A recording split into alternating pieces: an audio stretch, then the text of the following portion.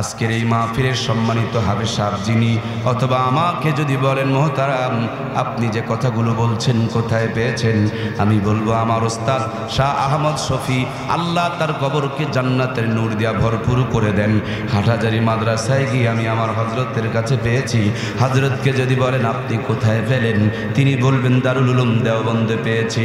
দেওবনওয়ালাকে যদি বলেন আপনি কোথায় পেয়েছেন, তিনি বলেন মদিনাতুল মুনাওয়ারার পাশে, সেই বিশ্ব নবীর রওজার পাশে যেই মদিনা বিশ্ববিদ্যালয়, সেখানে গিয়ে আমার ওস্তাদদের কাছে পেয়েছি। মদিনার বিশ্ববিদ্যালয়ওয়ালাকে যদি বলেন কই পেলেন, তিনারা বলবেন জাবালে নূরে হেরা গুহার ভিতর থেকে নবীজি নিয়ে বকর, ওমর, ওসমান আর আলীকে দিয়েছেন, তাদের কাছে পেয়েছি। আমার নবীরে যদি বলেন আপনি কই পেলেন, নবী বলেন আমি জিবরিলের কাছে পেয়েছি।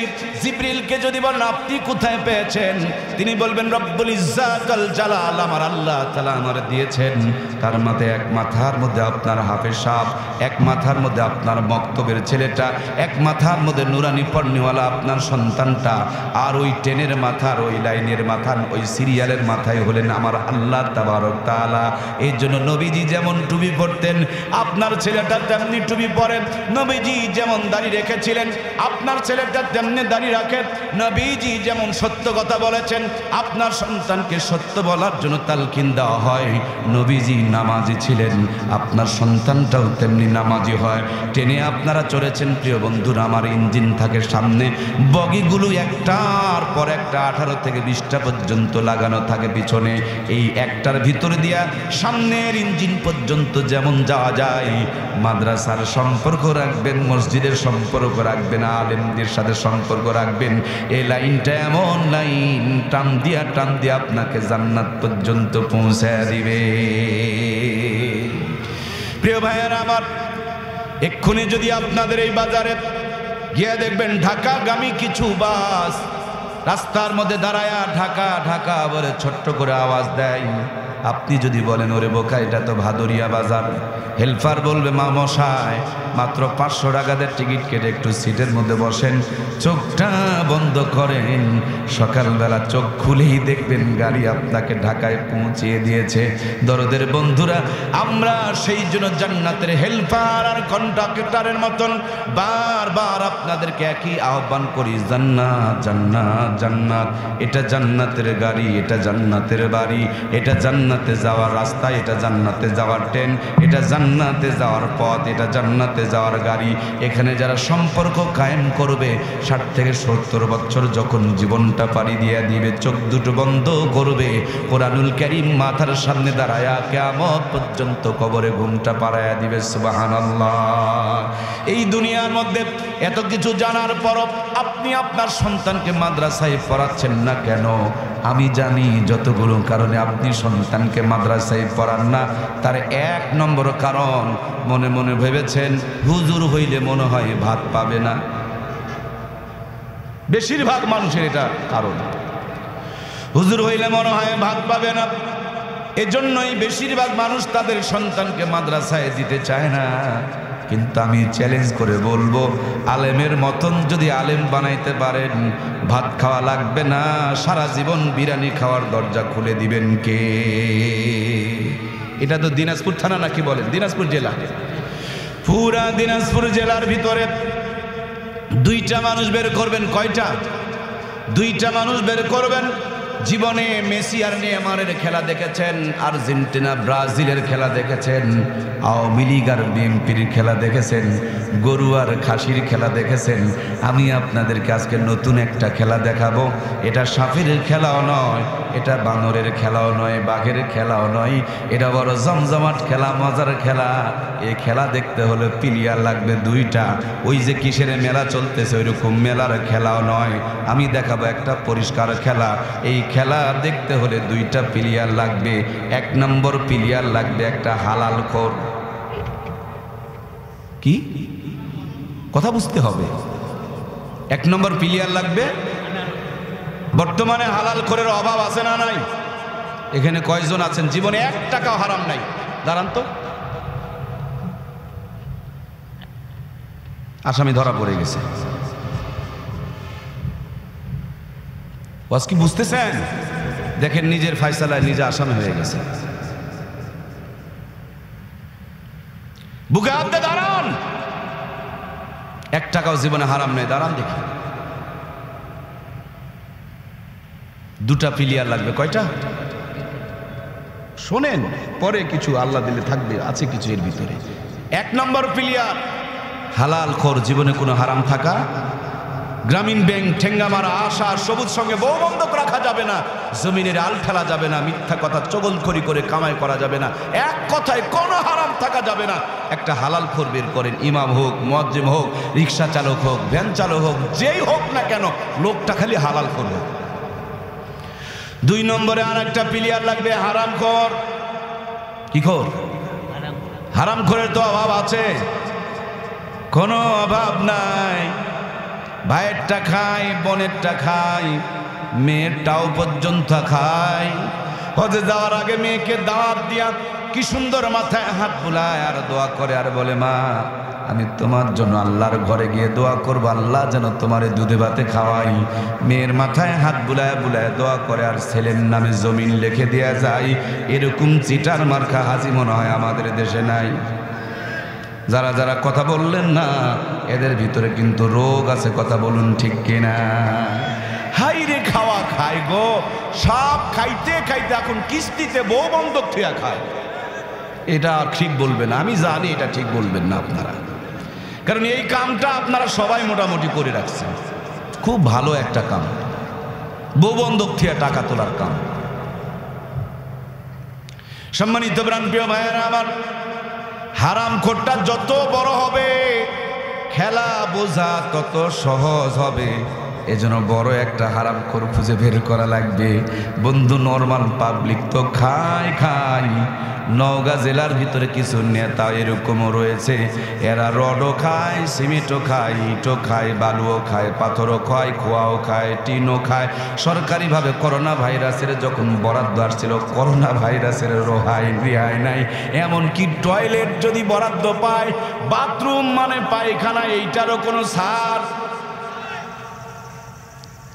পায়খানারও কোনো রেহাই নাই। আপনারা বলবেন হুজুর নওগাঁ থেকে আসিয়া আমাদেরকে পায়খানা খাওয়ায় গেলেন। ভাইজান, আমি আপনাদের এলাকার কোনো নেতার কথা বলিনি, আমি আমার নিজের গায়ে দোষ নিয়ে কথা বলছি, আমার এলাকার কথা। এরা পায়খানা পর্যন্ত ছাড় দেয় না। পায়খানা যেমন হারাম, সুদের টাকাটার হুকুম। কথা বলছেন না কেন রে ভাই? পায়খানা আর সুদের টাকার মধ্যে কোনো পার্থক্য? ভাইয়ের জমিনটা জাল দলিল করে লিখে নিয়েছেন, এর মধ্যে কোনো পার্থক্য? বনকে না দিয়া জবরদখল করে খাচ্ছেন পায়খানা, কুত্তার গু, গরুর গু আর ছাগলের গু, সব কিছুর সাথে, এটারও কোনো পার্থক্য? খালি ওইটাকে হারাম মনে করলেন, এইটা কি হারাম নাকি? সম্মানিত প্রিয় ভাইয়েরা আমার, হারাম খোরের বাড়ি গাড়ি কোনো অভাব নাই। বড় একটা বিল্ডিং বানাইছে, 20 তলার ঘর, যেটা তিনি থাকেন, ডেকোরেশন করেছেন 2.5 কোটি। কত? টয়লেট একটা বানাইছে, তার মধ্যে খরচ করছে 75 লাখ। এক টয়লেটের ভিতরে 75 লাখ টাকা খরচ করছে। খাট কিনেছেন 77 লাখ দিয়া, খাট ঘুমানোর জন্য।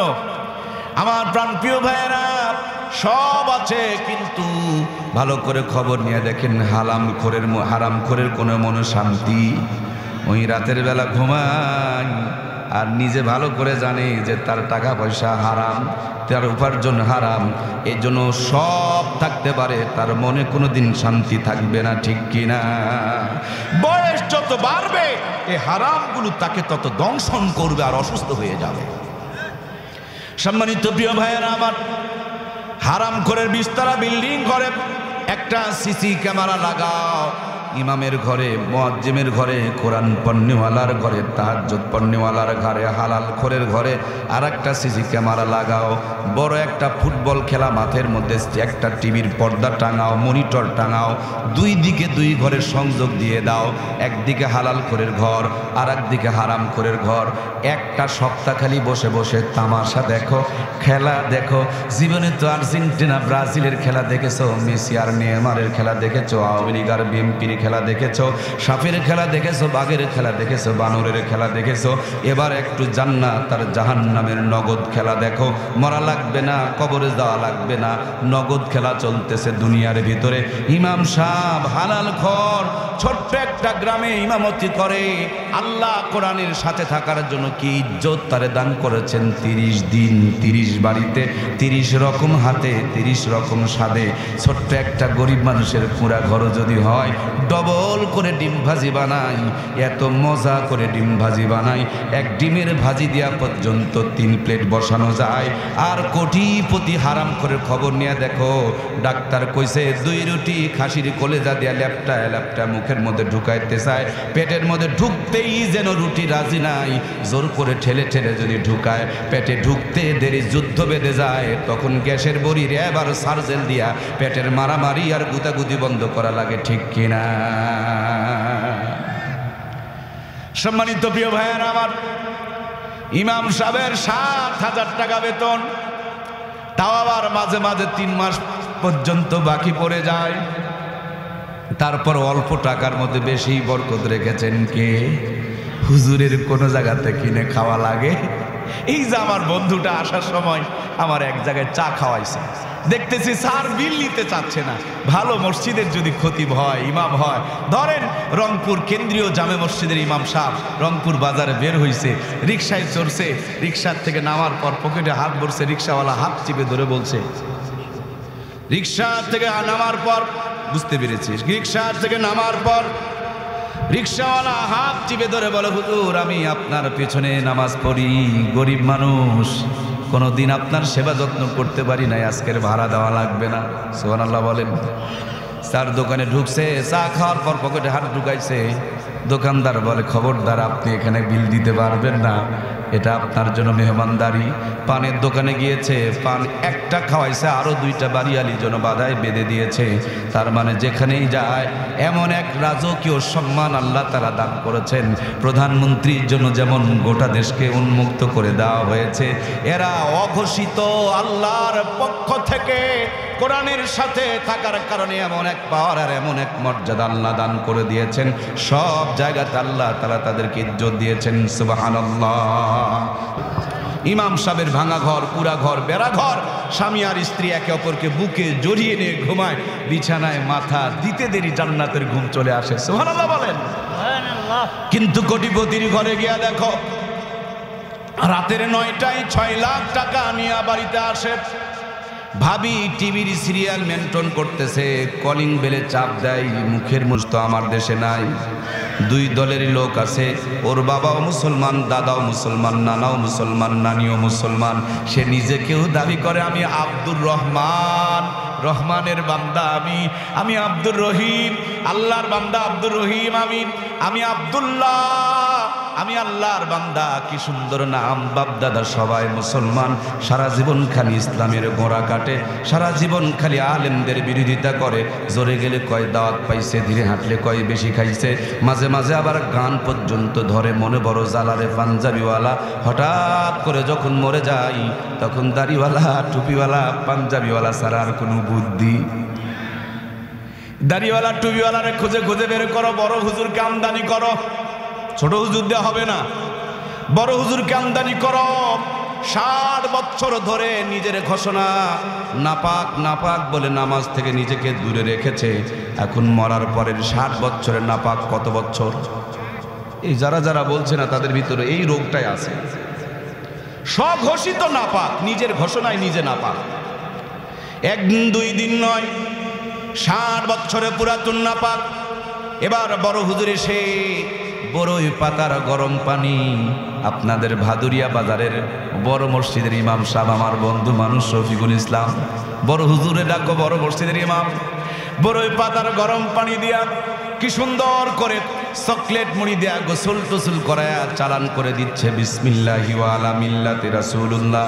জীবনভর শয়তানের পক্ষে আর মরার পরে চালান করা হচ্ছে নবীজির সুন্নতের দলে। ওরা শুধু গুতান খাবে না, যারা এই জানাশোনা পাক্কা বাটপারগুলোকে, সিটারগুলোকে, বেনামাজি আর নাপাকগুলোকে ধুয়া মুছা একবার ইসলামের চূড়ান্ত শত্রুগুলোকেও যারা জেনে শুনে বোঝা সুন্নার পর সুন্নতের দলে চালান করে, যাকে চালান করা হচ্ছে তার তো গুতান হবে হবে, আমাদের মতন দাড়ি টুপিওয়ালা মৌলবীদেরও এক চুল বসানো হবে, ঠিক কিনা? কিরে বেকুব, পরিষ্কার কথা, যে নামাজ পড়বে তার জানাজা হবে, বেনামাজি জানাজা আমি যাব না। পারলে আমারে রাখো, নাহলে আসসালামু আলাইকুম। ওয়াজ বুঝছেন না আপনারা? আপনাদের বিরুদ্ধে চলে গেছে, আপনারা বুঝতেছেন? ভাই বক্তৃতা কি এরকম চলবে? ব্যারাম থাকলে আবার জ্বলবে। জ্বরের বড়ি তিতাই হয় রে দাদা। জ্বর যদি দীর্ঘদিনের টাইফয়েড হয়ে যায়, তখন বড়ি আর ক্যাপসুল অ্যান্টিবায়োটিক কাজ করে না, ইঞ্জেকশন বসান লাগে। আর জাতির ভিতরে যে ভাইরাস ঢুকছে, নরম বক্তৃতা দিয়ে কাম হবে না। এর জন্য শক্ত কিছু কথা বলা লাগবে। শক্ত কিছু কথা বলতেছি, আপনারা কি মনে কষ্ট নিচ্ছেন? যদি কষ্ট পেয়ে থাকেন তাইলে আপনি আমাকে 500 টাকা দিয়ে যাবেন। কারণ ডাক্তার সঠিক চিকিৎসা করলে যদি ভিজিট বাড়ে, আমি সঠিক বক্তৃতা করেছি বলে আপনাকে আঘাত লেগেছে, আপনার ভিতরে ওই রোগ আর ব্যারাম আছেই বলে আপনি কষ্ট পেয়েছেন, আপনার তো রোগ ধরে দিয়েছি, সেজন্য আমাকে ভিজিট দেওয়া যাবে। সম্মানিত প্রিয় ভাইয়েরা আমার, মূল জায়গায় ফিরে আসতে হবে। আল্লাহ রাব্বুল আলামিন এই জগৎবাসীর জন্য যতগুলো নিয়ামত দান করেছেন, সবচেয়ে বড় নিয়ামতের নাম হলো কোরআন। কোরআনের চাইতে বড় নিয়ামত কি আছে দুনিয়াতে? খুব খেয়াল করে দেখুন তো, পৃথিবীর মধ্যে দুনিয়ার ভিতরে কোরআনুল কারীম যেদিন থেকে নাজিল হয়েছে সেই দিন থেকে আজকের দিন পর্যন্ত একটু মিলায়া দেখেন, এই কোরআনুল কারীম যেখানে যেমনি যেভাবে যতটুকু যার সাথে লেগেছে, কোরআনের সঙ্গে ছোঁয়া লাগার কারণে, কোরআনের কাছে আসার কারণে, কোরআনের পরশ পাওয়ার কারণে কোন জিনিসের দাম কমছে? কোন জিনিসের দাম কমছে? যে কাগজের মধ্যে কোরআনুল কারীম লেখা হয়েছে, এই কাগজের দাম কমছে। যেটা দিয়ে কভার বানানো হয়েছে সেইটার দাম কি কমছে? যেটা দিয়ে জুজদান বানানো হয়েছে সেটার দাম কমে নাই। যার উপরে কোরআনুল কারীম রেখে পড়া হয়, রেল কাঠ, শিমল কাঠ, ওই শিমল কাঠের দামটাও পর্যন্ত বেড়ে যায়। এই কোরআনুল কারীম রমজান মাসে নাজিল হয়েছে, 70 থেকে 700 গুণ পর্যন্ত আল্লাহ তার মর্যাদা বাড়িয়ে দিয়েছে। এই কোরআনুল কারীম লাইলাতুল কদরি খায়রুম মিন আলফি শাহর নামক একটা মোবারক রাতে নাজিল হয়েছে। ওই লাইলাতুল কদরের রাতের মর্যাদাকে আল্লাহ তাআলা 1000 মাসের চাইতে উত্তম বানিয়ে দিয়েছে। এই কোরআনুল কারীম যেই ফেরেশতা নিয়ে এসেছে, ফেরেশতার মধ্যে আল্লাহ তাআলা তারে সর্দার বানিয়ে দিয়েছে। এই কোরআনুল কারীম আরশে আজিমে রেখেছিলেন, আরশে আজিমকে আল্লাহ তাআলা দামি বানিয়ে দিয়েছে। এই দুনিয়ার মধ্যে যত শিক্ষা ব্যবস্থা আছে, শিক্ষা ব্যবস্থা হলো 2 প্রকার। একটা আল্লাহর সাথে সম্পর্কওয়ালা আখিরাতমুখী শিক্ষা, আর একটা হলো জাগতিক শিক্ষা, দুনিয়ার শিক্ষা। এই দুনিয়ার বুকে ক্লাস বিয়ের দিকে তাকায় দেখুন, বিয়ে ক্লাসকে যিনি আবিষ্কার করেছেন, এই বিয়ে ক্লাসের আবিষ্কার কিন্তু একজন আয়ে পাস মানুষ, তিনি গবেষণা করে ক্লাস বিয়েকে আবিষ্কার করেছেন। আবার আয়ের যিনি আবিষ্কারক, তৈরিকারক, সৃষ্টিকারক, তিনি একজন মেট্রিক পাস মানুষ। মেট্রিকের যিনি আবিষ্কারক তিনি হলেন 9 পাস। 9-এর যিনি আবিষ্কারক, তার মানে এই শিক্ষার গোড়ার দিকে যদি আপনি আগাইতে থাকেন, আস্তে আস্তে দেখবেন ক্লাস 2-র যিনি আবিষ্কারক তিনি একজন 1 পাস মানুষ। ক্লাস 1-এর যিনি আবিষ্কারক, মনে করেন তিনি প্লে অথবা কেজি অথবা নার্সারি পাস করা মানুষ। প্লে, কেজি আর নার্সারি, তার গোড়াতে কি? শিক্ষিত ভাইরা বলেন, এক মাথায় FRCS, MRCS, MBBS, কত শিক্ষা আছে, গোড়া শুরুটা বলেন। প্লে, কেজি আর নার্সারি, তার গোড়া কি? 0, কিছু নেই। এই জন্য কবিতা কি পড়া হয়? আগ ডুম, বাঘ ডুম, ঘোড়া ডুম। ডুম মানে গোল, একটা গোল, 2টা গোল, 3টা গোল, ত্রিফল গোল। গোড়াতে কিছু নাই। এই জন্য শেষের দিকে তাকায় দেখেন, যত শিক্ষিত হয় তত লম্বা লম্বা আগরবাতি টানে, এরকম কিছু ভদ্র আছে না নাই? যত শিক্ষিত হয় কাপড় চুপড় পাতলা বানায়া ইজ্জত বের করে দেখাই, যতই শিক্ষিত হয় প্যান্টের চেন খুলে দেয়া কুত্তার মতন ছচ্ছর করে ছেড়ে দেয়। তার মানে গোড়ার দিকে তাকায় দেখেন কিছু নাই। এই জন্য শেষ মাথার মধ্যে যাওয়ার পরও তাদের মাথার মধ্যে কিছুই যেন থাকে না। মানুষ হওয়ার পর ইজ্জত বের করে দেখায়, মানুষ হওয়ার পর বলে পূর্বপুরুষ বানর ছিল, মানুষ হওয়ার পর বলে শরীফ থেকে শরীফা হয়ে যাও, হিজরা বনে যাও, পুরুষও থেকো না মহিলাও থেকো না, মাঝখান থেকে নিজেকে হিজড়া বানায় ফেলে দিতেছে। আমার প্রিয় ভাইয়েরা, আর একদিকে তাকায় দেখুন,